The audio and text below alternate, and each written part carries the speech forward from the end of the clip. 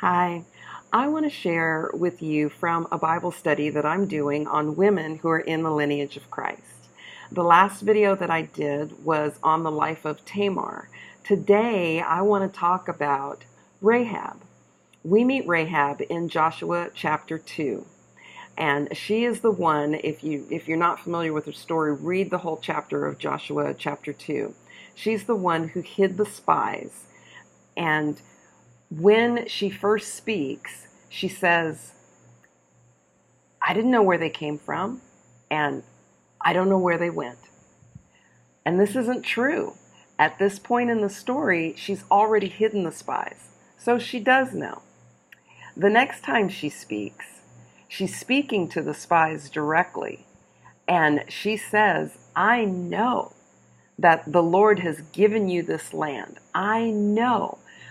She's talking about the Red Sea, the parting of the Red Sea. She's talking about the victories and things that have already happened. Now, when she said, I didn't know, I don't know, she was using a word that she was describing something from personal experience, is what I mean.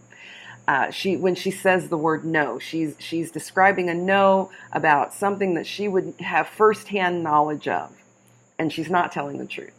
When she does say, I know, she's speaking knowledge that she got from somebody else because she hasn't seen this firsthand.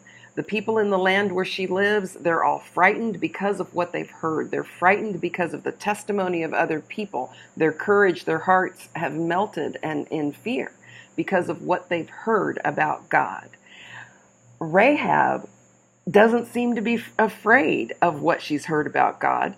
It seems like she's in awe. It seems like she wants to align herself with this power. She wants to participate in what's going on, and she takes care to take care of these spies. She hides them, and then after she's already sent the people that have come looking, she's already done some misdirection with them. She gives direction to the spies. She tells them where they should go hide and how long they should stay there. And she's done all of this because of the testimony of other people. Other people have told stories. She wasn't there when God parted the Red Sea. She wasn't there when these kings and kingdoms were overthrown. She's going on the testimony of other people. The testimony of other people has caused her to have faith in God Almighty. She knows that He's the God of heaven and of earth, the God above and below. She knows, she believes with all her heart that this is true. She has faith that this is true. When she asks the spies for them to return the kindness that she has shown to them, she doesn't ask it just for herself. She asks for her mother and father. She asks for her brothers and sisters. She asks for all of their households and who they're connected with. She's not selfish in any way. And over in the places where she's referenced in the Bible, and there's Joshua chapter 2, Joshua chapter 6, Matthew 1, Hebrews 11, and James chapter 2, where she's referenced, she's called Rahab the prostitute. But we could call her Rahab the caring. We could call her Rahab the daring, because she takes a chance and she steps out in faith. She, the occupation that she has would lend me to believe or wonder if she's been cut off from her family, if she's been cut off from people that she loves. And even if that's true, if she has been cut off, she still cares about them. And she's not being selfish. She wants everybody that she knows and loves to fall under the protection of God. She wants all of them to be saved. She wants all of them to be redeemed by the power of God. So she asks the spies, and she has to do this in faith. She doesn't know if they're going to follow through with what she's asked them to do. Well, they do follow through. And in Joshua chapter 6, we find out that after they've gone around and around the wall comes down, and Joshua himself says, go and find the prostitute. Go bring Rahab and all who are with her out. And they protect them. They take care of them. Because of the testimony of other people, Rahab steps out in faith, hides the spies, and then makes her request, all by faith.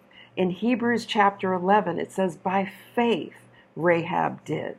In James chapter 2, it says it was credited to her as righteous. Was not even Rahab the prostitute seen as righteous, is what it says. So we could call her Rahab the faithful. We could call her Rahab the righteous. In Matthew chapter 1, we find out she's the mother of Boaz, the wife of Salmon.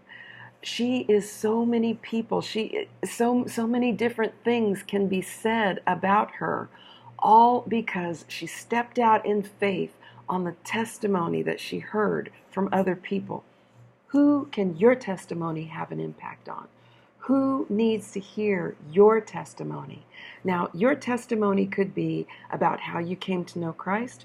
Your testimony could be about how God brought you through a specific situation.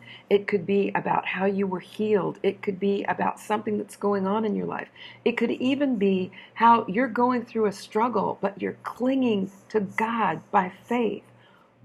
I don't know what your testimony is, but God can use whatever story you have to tell to make an impact in the life of somebody else. Look what the testimony of others did in Rahab's life. It caused her to be mentioned in the Bible numerous times in 4 different books: Joshua, Matthew, Hebrews, and James, all because she listened to the testimony of somebody else. Don't be afraid to give your testimony. You have no idea who needs to hear it and what God can do with it. Take care.